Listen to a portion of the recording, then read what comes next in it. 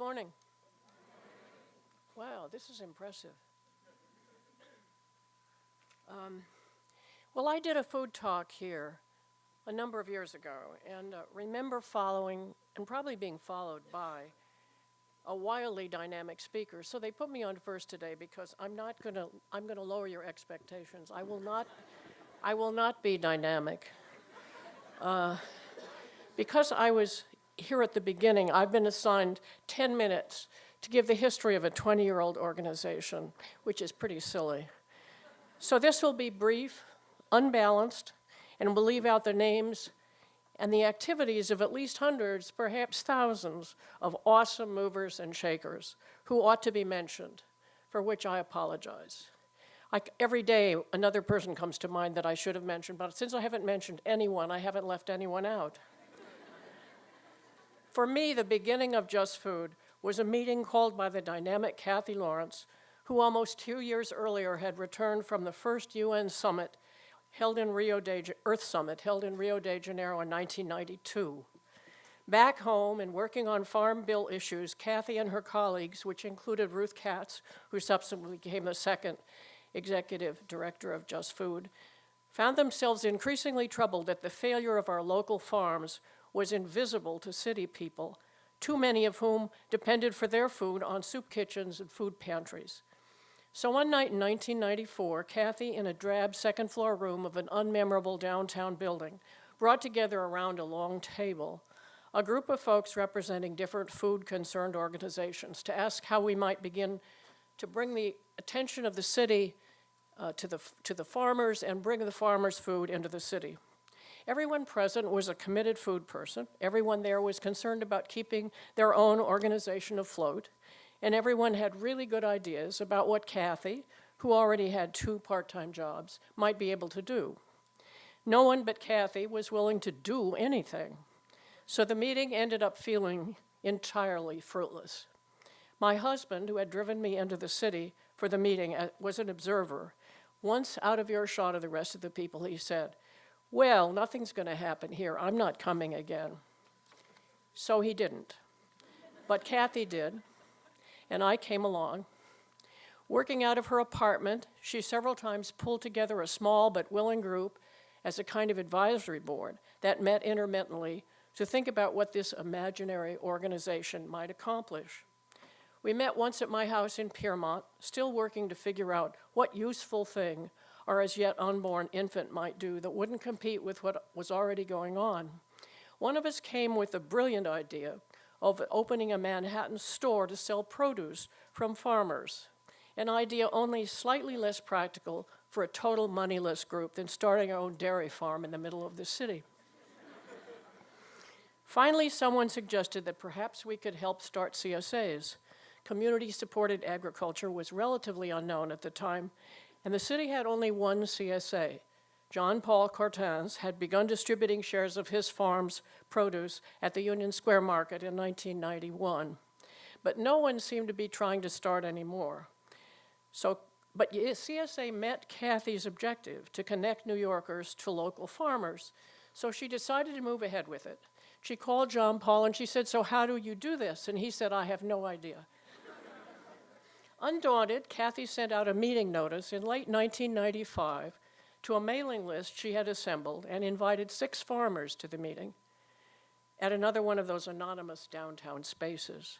After an initial speech and introduction to the farmers, the audience was turned loose to sign up with whichever farmer impressed them. All the farmers ended up with customers, some with only 2 or 3, but those who agreed that they would help get more. So by the 1996 season, Just Food had helped 6 regional farmers establish CSAs in 8 neighborhoods and 4 of the city's boroughs. And so it began.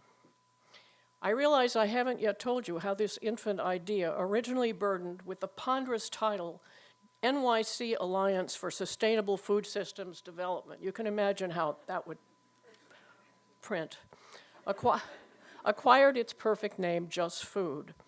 Parenthood is claimed by a number of people, so I won't make a choice.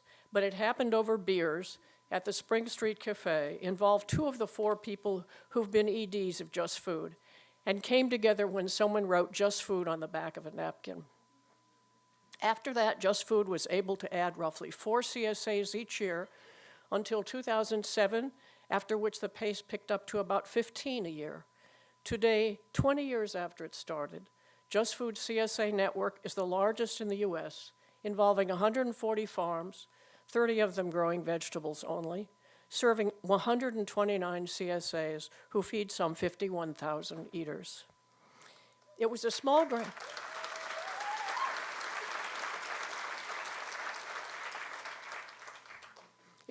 I don't take time for it. I have to do this in 10 minutes, so please don't applaud. It was a small grant from a private foundation that first got Just Food into the CSA business, but it was a 3-year USDA Community Food Project grant applied for with the help of board member John Emerita that began to move Just Food into the area of urban agriculture in 1997.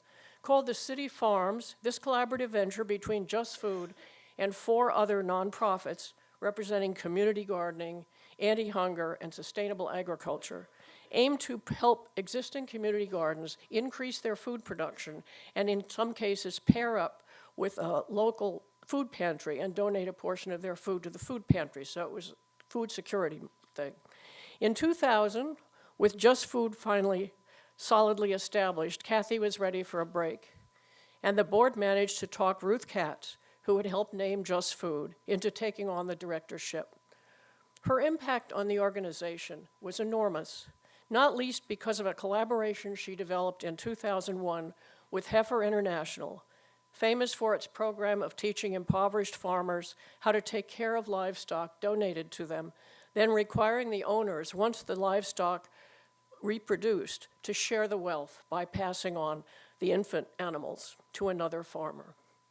Working with Heifer, Just Food began to develop a participatory educational approach called the Training of Trainers, in which the teachers were not outside experts, but neighborhood residents already competent in gardening or cooking or community organizing, who were trained to go back into their communities and share the wealth on topics related to gardening, farming, cooking, and food systems, and food justice, thus enlarging the reach of Just Food's urban food system network.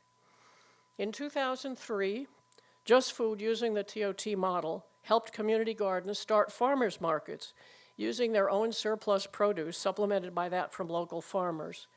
Katz also expanded Just Food's food policy work, always focused on food justice, organized conferences, and markedly built up the capacity of its small staff by bringing in what ultimately became a large contingent of AmeriCorps Vista volunteers, ending up at one point at 29, which put a stress on the office. Nobody could find space for them.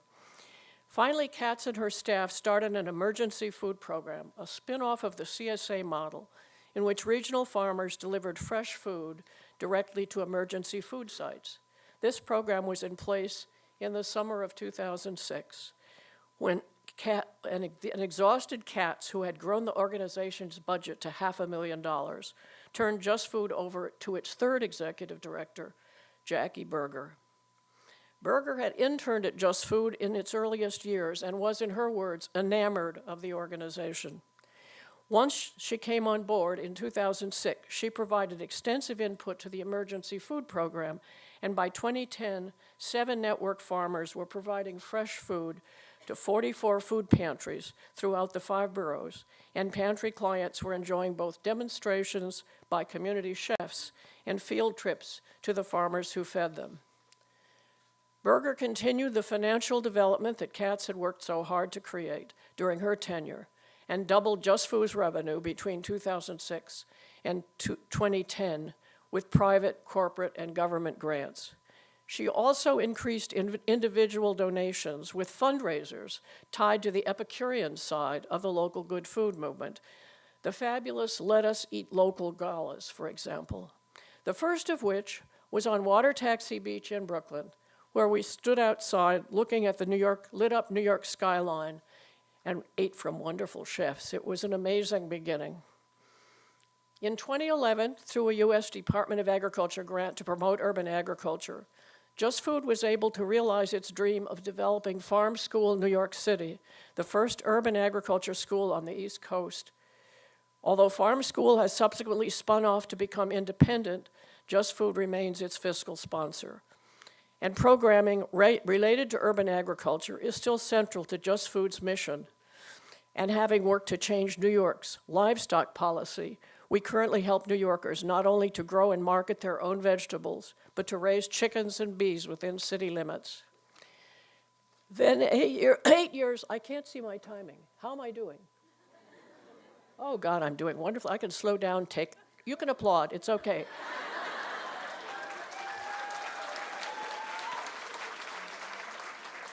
Oh no, she's taken it down to 1. She held up 5, she just took it down to 1. I won't make it. Then 8 years after her arrival, Berger, answering the call of a new infant, turned Just Food over to the 4th talented director, Jasmine Nielsen, whose greatest challenge has been how best to address the fallout from Just Food's own successes. With so many players now participating in the wildly popular local food movement where Just Food once stood alone, how best do we continue our mission of helping underserved communities get access to locally grown food? Stay tuned.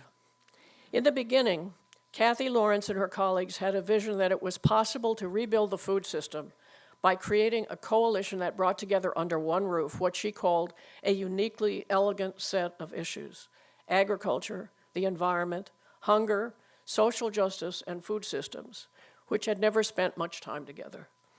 Just Food has now spent 2 decades working successfully at the rebuilding of our local food system by helping New Yorkers develop a network of healthy food sources, CSAs, community gardens, urban farms, and farm markets, by training trainers to teach their neighbors growing, cooking, and food preservation skills, and by providing popular education platforms such as conferences to raise awareness of food justice and related issues.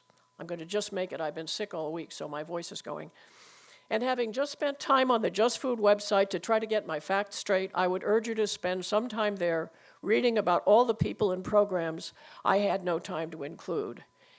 Learning everything about what's going on 20 years after a small, moneyless band of folk sat in a room trying to decide what they could do to improve the well-being of struggling farmers and underserved New Yorkers. Thank you.